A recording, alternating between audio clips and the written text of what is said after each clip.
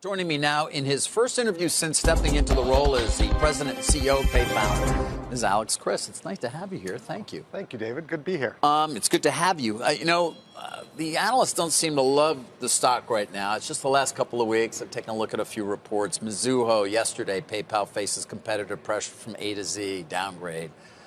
Oppenheimer, PayPal, or persistent profitability pressure has them downgrading it. Morgan Stanley, slower than expected progress on strategic imperatives. BTIG, too much uncertainty, puts us on the sidelines. I mention those because I'm curious to get your response. So what do you say to these analysts to get them to change their mind, or how do you? Well, look, we're an important company. We've got a quarter of the world's e-commerce running through PayPal. So that's why we've got 45 analysts following us. And, look, to be honest, there hasn't been a lot to celebrate over the last few years. I think innovation's been slow.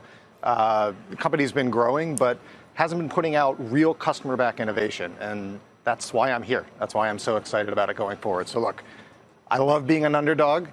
I will take all of that feedback and we'll shock the world. Yeah, you think you're going to shock the world. How are you going to do that? We've got an Innovation Day coming out on the 25th, where from the first week that I got there, this was not about trying to figure out what to go do. It is very clear what we need to do. 24 will be a transition year for us, but it'll be all about execution, and it starts with innovation. So on the 25th, we're going to come out. We have very clear customer-backed innovation that we will be rolling out for consumers, for our merchants, for Venmo. And I think it'll be a good start to this year.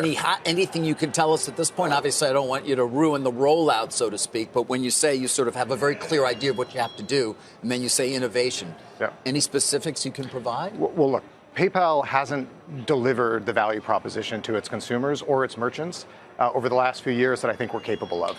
We have more data. We see exactly what people are purchasing around the world. So we need to make a better value proposition for consumers, put more money in their pockets. For our merchants, we have the ability to leverage AI to deliver an incredible improvement in their conversion rates. And then we have to let our small businesses and our consumers connect, leveraging AI-driven personalization. And you believe that, for example, using the data more effectively for particularly the merchant side can bring, higher profit margins? I mean, how does this translate? Well, look, we have over 35 million merchants that are using PayPal. When we improve their conversion rate, it improves their business, it improves our bottom line.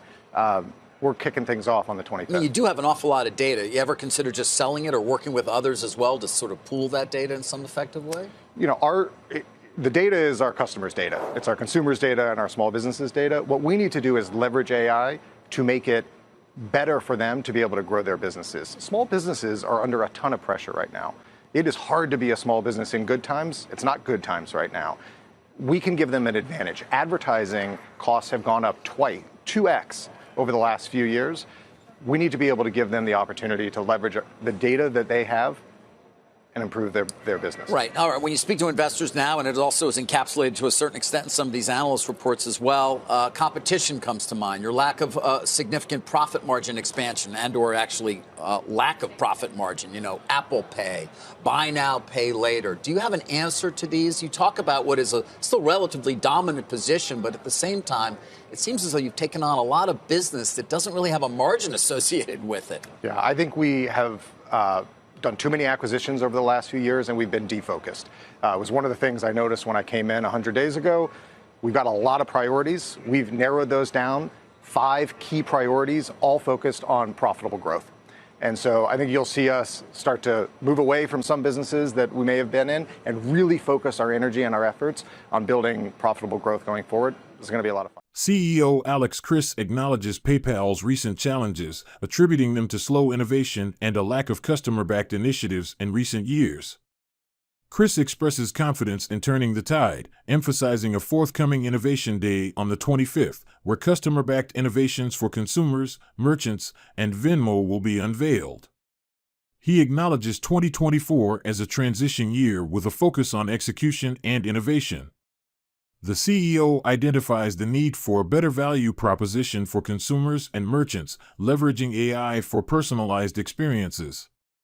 Chriss emphasizes utilizing PayPal's vast data to improve conversion rates for over 35 million merchants, providing a competitive advantage in challenging times for small businesses. Acknowledging previous distractions from numerous acquisitions, Chris highlights a renewed focus on core priorities for a more streamlined and impactful strategy.